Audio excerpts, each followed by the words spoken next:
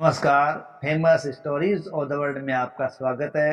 हमारी राजपूतों की श्रृंखला चल रही है। इसमें हमने पहले पार्ट में राजपूतों की उत्पत्ति और उनके स्थान के मत देखे। दूसरे पार्ट में हमने वासुदेव चौहान, जो कि चौहान वंश का संस्थापक था, उसके लेकर हमने चंदन राज तक के शासकों के बारे में जानकारी प्राप्त की। अब चंदन राज के पश्चात जो शासक बनता है चौहान वंश का, वो शासक बनता है वाघपति राज प्रथम। चंदन राज के पश्चात उसका पुत्र वाघपति राज प्रथम गद्दी पर बैठता है और हर्ष अभिलेख में उसे महाराज की उपाधि दी गई है।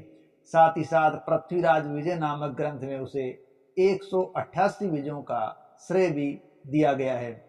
वाघपति राज प्रथम का समय वो समय था जब राष्ट्रकूटों के आक्रमण से उत्तरी भारत की राजनीति है उसमें अस्थिरता आ गई थी और ऐसी अस्थिरता की स्थिति में वाघपति राज प्रथम ने प्रतिहारों की दुर्बलता से लाभ उठाना शुरू कर दिया था।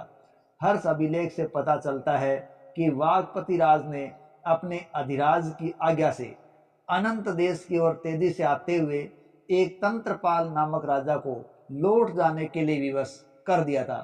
प्राय ऐसा भी माना जाता है कि तंत्रपाल प्रतिहार सम्राट महिपाल का कोई राज्यपाल या सूबेदार रहा होगा, जिसका नाम क्षमापाल था। वाघपति राज के पास तेज दौड़ने वाले घोड़ों की एक कुशल सेना थी, जिसका मुकाबला तंत्रपाल के धीरे धीरे चलने वाले हाथियों की सेना नहीं कर पाई थी। हर्ष अभिलेख में उसकी महाराज की उपाधि भी उसकी राजनीतिक संपन्नता का सूचक है और भाग्य उसका ये था कि वह उस समय सांबर का शासक था जब राष्ट्रकूटों ने दक्षिण से प्रयाण कर उत्तरी भारत की राजनीति में हस्तक्षेप किया और प्रतिहारों को जर्जरित किया और राष्ट्रकूटों के जाने के बाद अव्यवस्था का लाभ वाघपति राज ने उठाया और प्रतिहारों को परास्त करके अपने राज्य में उनको मिला लिया था। वाघपति राज के पश्चात उसका पुत्र विंध्यपति या विंध्यराज शासक बना, लेकिन विंध्यपति या विंध्यराज के बारे में इतिहास में ज्यादा कोई जानकारी या उल्लेख प्राप्त नहीं होता। हालांकि इतना पता चलता है कि विंध्यराज के पश्चात उसका छोटा भाई सिंहराज शासक बना और उसने भी अपने पिता वाघपति राज की नीति का ही अनुसरण किया और आसपास के राजाओं के साथ उसने युद्ध किए थे। हर्ष अभिलेख से ज्ञात होता है कि उसने तोमर राजा सलबन को मार दिया और उसके सहायक मित्रों को या तो भागने के लिए विवश कर दिया या उनको पकड़कर कारागार में डाल दिया और बाद में उनको छुड़ाने के लिए स्वयं रघुकुल भूत चक्रवर्ती को आना पड़ा था। विद्वान मानते हैं कि रघुकुल चक्रवर्ती से तात्पर्य प्रतिहार नरेश विजयपाल होगा। हमीर महाकाव्य के अनुसार सिंहराज ने कर्नाट, लाट, गुजरात, चोल और अंग राजाओं को युद्ध में पराजित कर दिया था। हालांकि ये वर्णन है वो अतिरंजित सी प्रतीत होता है, लेकिन ये भी संकेत लगाया जाता है कि चारों ओर लोगों को हराने से उसके चारों तरफ उसके शत्रुओं की संख्या ज्यादा हो गई और बाद में संभावना व्यक्त की जाती है कि उन सब ने मिलकर सिंहराज की हत्या कर दी थी। लेकिन सिंहराज के पराक्रम और साहसिक कार्यों पर कई जगह से जानकारियां प्राप्त होती है और साथ ही साथ महाराज राज की उपाधि उसने धारण की थी, ये भी उसे एक शक्तिशाली शासक बनाती है। हालांकि जब उसकी हत्या कर दी गई तो बताया जाता है कि उसका बदला उसके पुत्र विग्रहराज द्वितीय ने लिया था। सिंहराज के पश्चात उसका पुत्र विग्रहराज द्वितीय शासक बना।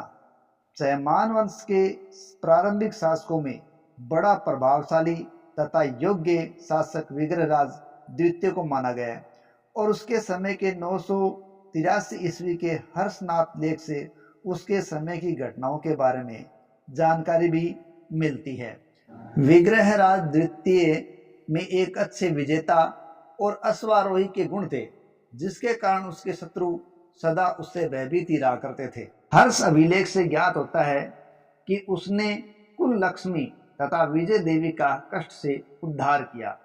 हर्ष अभिलेख से पता चलता है कि उसके समय में उसके वंश को विपत्ति से छुटकारा मिल गया था तथा उसने कुछ नए प्रदेशों को भी जीता था।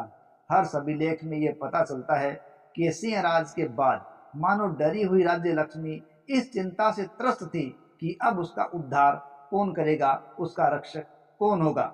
किंतु विग्रहराज द्वितीय ने अपनी दोनों भुजाओं में दीर्घ काल तक प्रतिष्ठित किया और चारों ओर दुष्टों का दमन कर दिया और सारी पृथ्वी को खेल ही खेल में अपने पैरों के नीचे मानो नौकरानी की तरह उनको वश में कर लिया था।